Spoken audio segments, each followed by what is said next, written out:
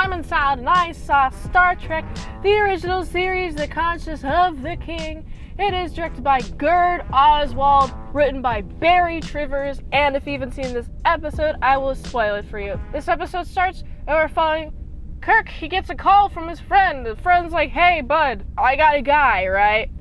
He's the head of the Shakespearean play boys, and I think that he's a massacreist.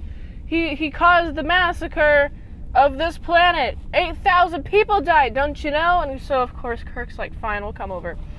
We'll see what's up. We'll come over. Let's see. Let's have a gander. But also, he wants to talk about a new synthetic food thing. You can make food. You can make all the food synthetically. We got a new device how to make that. I'm like, oh, that's cool. I like science. But also, this guy, the head of this playwright? What's the group of play people called? Play artists? No, actors. The group of actors. So he's leading a group of actors. This guy is. People think that this guy, Caridian, his name is actually Kodos. And what's funny is that we're having a little bit talk with this guy a lot. We're seeing a lot of conversation. He seems like he's just really dedicated to being an actor. But the more and more phishing that the USS Enterprise gets, the more and more face data that we got. Like, oh, this guy looks exactly like this guy. He looks exactly like this dude who caused a bunch of people to die. Shouldn't we want to get him for that?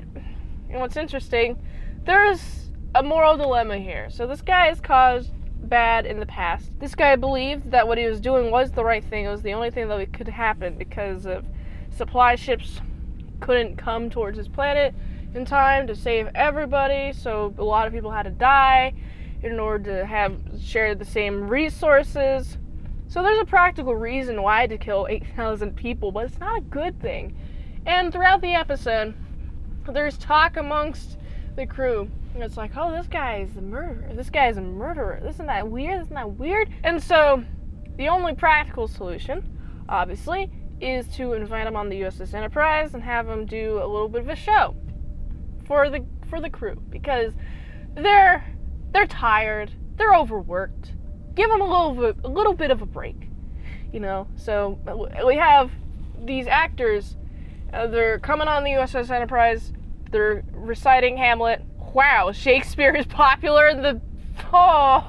Shakespeare's still popular. I mean, I guess Shakespeare's still popular now. I heard Shakespeare wasn't that popular when he was, you know, being Shakespeare, living. But it wasn't until after, when he got really popular and people started liking his works. Seems like the artist thing to do throughout history is to not be appreciated while you're still alive, but then be appreciated when you're dead. This guy, I'm gonna call him Kodos. Kodos guy. He has a daughter. The daughter's pure, innocent, lovely, amazing. Mwah. What's interesting, this Kodos just wants to focus on acting. But we got people trying to get him, right? We got freaking the guy who's like, oh man, I saw him murder those people. He deserves to die. And Kirk has to go behind the scenes, prevent him from being shot in the back by this dude.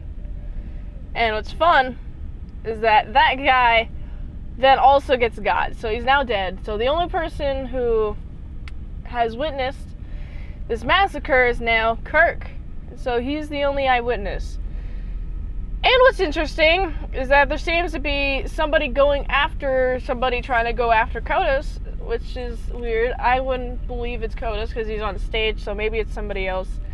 Somebody tried to poison him. Oh man, I hope he's okay. I hope he doesn't die. He looks like he's about to die. I think he has a healthy recovery, but there's a point where he's almost about to die. And so I thought he was dead at some point.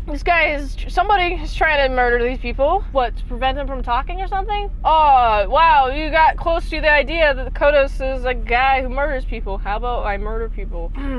This just seems like more evidence that something fishy is going on. How about you just stop trying to murder people so you can go scot-free? So you can get out the way. You can not ever be again acknowledged by humanity. You just be an actor or whatever. Kirk is like, okay, it's now me against him. More like in the sense that I'm not going to murder him, but everybody else, seems like everybody else who's witnessed this wants to murder him. What's interesting, we have this chick, the daughter of Kodos. She is really into him, a little bit too much into him for my liking, honestly. I wish that she had her own self. She wasn't trying to get her dad's approval. So we have the end, right? The very, very, very end.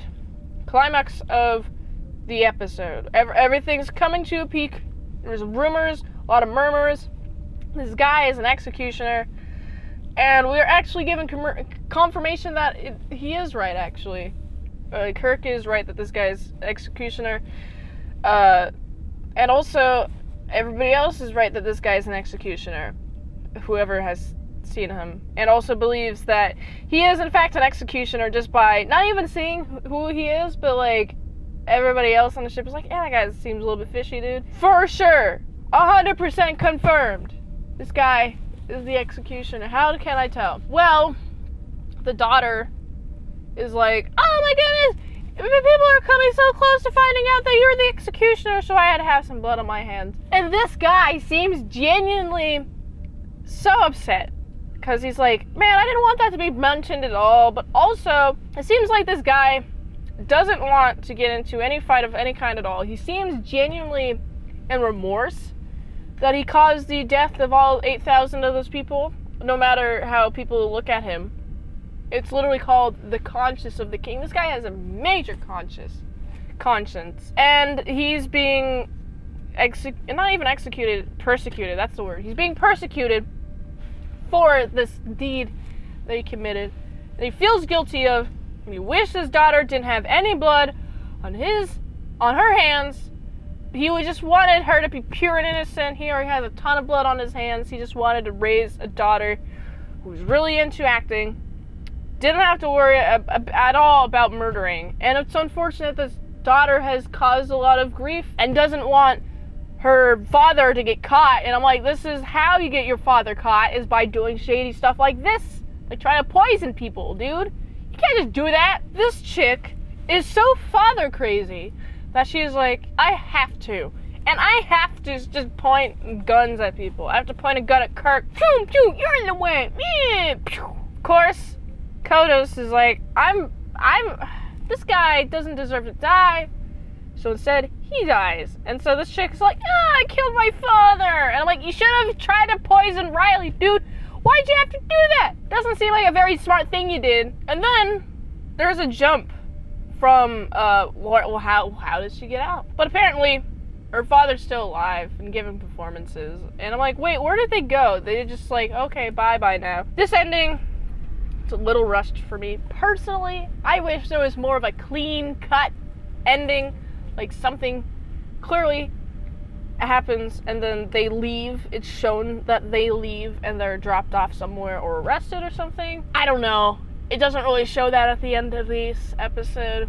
That's my one complaint about this episode. But I do like the overall message is that we got a bunch of dudes who have heard and only a couple people who have even seen this guy do mass genocide. Is it mass genocide if it's 8,000 people?